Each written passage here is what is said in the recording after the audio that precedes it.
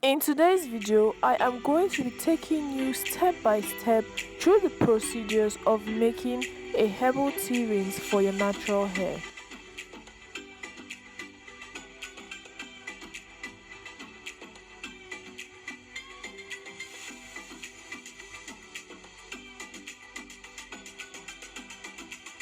Herbal hair tea is a blend of herbs which promotes hair growth, balances your scalp and hair's pH, its antiseptic nature fights and prevents dandruff and other scalp irritation and issues. In all, herbal hair rinses helps to ensure. This is a list of herbs which you can actually use to make herbal hair rinses. You can choose to use just one out of all this to make a herbal hair rinse, or you can choose 3 to 4 or 5 or even all of them to make a herbal hair tea blend, which you would get various benefits of this herb to your natural hair. In this video, I will be making use of 3 different herbs.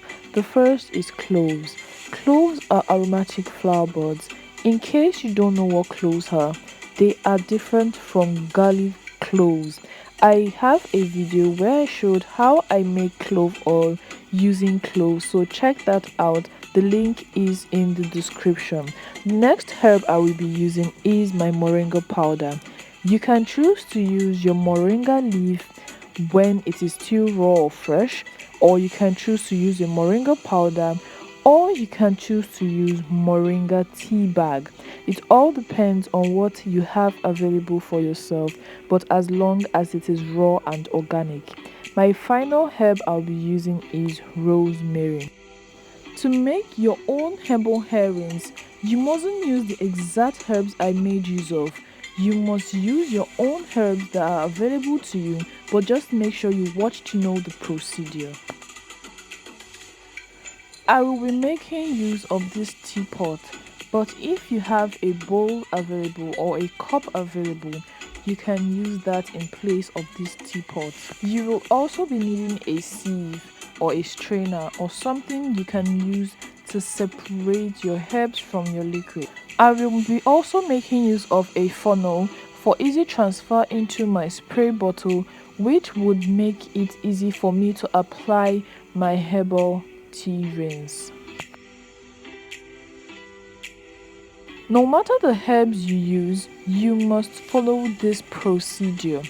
So you want to start with a fresh and clean tool. I am going to be using this teapot, and as you can see, the inside has a sieve-like kind of a thing. That is where I'll be transferring my herbs. I am going to be adding 1 tablespoon of moringa, 1 tablespoon of rosemary, and also 1 tablespoon of my cloves.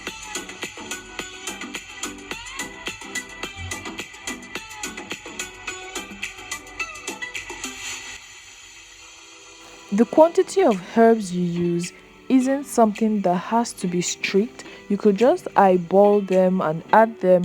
You don't need a strict measurement. To brew your tea, make sure to use warm water. Avoid using hot water because we want to preserve the nutrients and the potency of these herbs, and hot water won't help with that at all. So I added just a cup of warm water into this, and you can see it's not fully soaked in. My herbs are not fully soaked in, so I have to add more to make sure that my herbs fully soak into this water. The quantity of water you make use of will depend on if you are using a teacup or a bowl or a normal cup to make your herbal tea. It is not a strict measurement. After you add your water, make sure to stir your herbs and soak them very well into your warm water.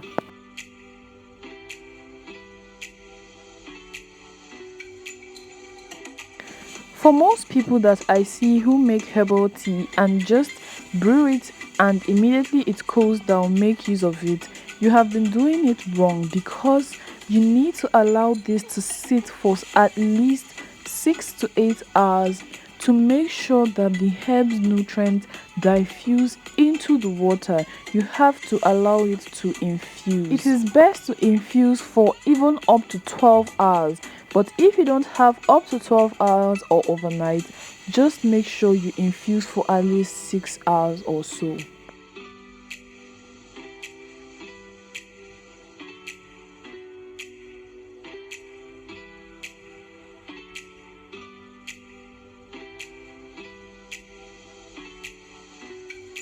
Once you are done with your brewing process, it is now time to transfer into a bottle. If you're still watching up till now, make sure to subscribe to my channel, give this video a thumbs up, and don't forget to share this video to a fellow naturalista or anyone who wants to know how to make a herbal hair rinse.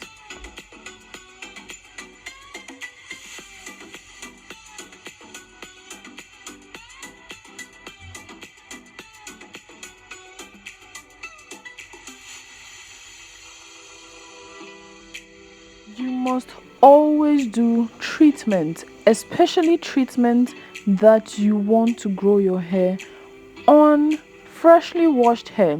A lot of people make that mistake of doing treatments for hair growth on dirty hair before they actually wash their hair, and that is wrong. You need a clean scalp because you need this treatment, like this herbal tea, to penetrate into your scalp and do its work. You don't want it to be on a lot of clogged oil and dirt and sebum. So once you are applying this, you spray it all over your hair. Make sure to give it a little bit of massage into your scalp. And yes, it is normal if you feel some kind of tingly sensation.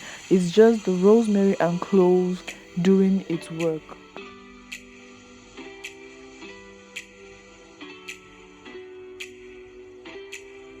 Once you are done applying this herbal rinse and waiting for 20 to 30 minutes, you are free to rinse this out. This doesn't stop you from doing a deep conditioning. A lot of people do this and skip a deep conditioner, and that is wrong because this has its function and a deep conditioner has its function. This can't replace a deep conditioner. So thank you so much for watching this video and every of my other video. I still remain your girl Tina Olise, your #1 natural educator. I will see you in my next video. Don't forget to like, subscribe, and leave a comment down below. Bye.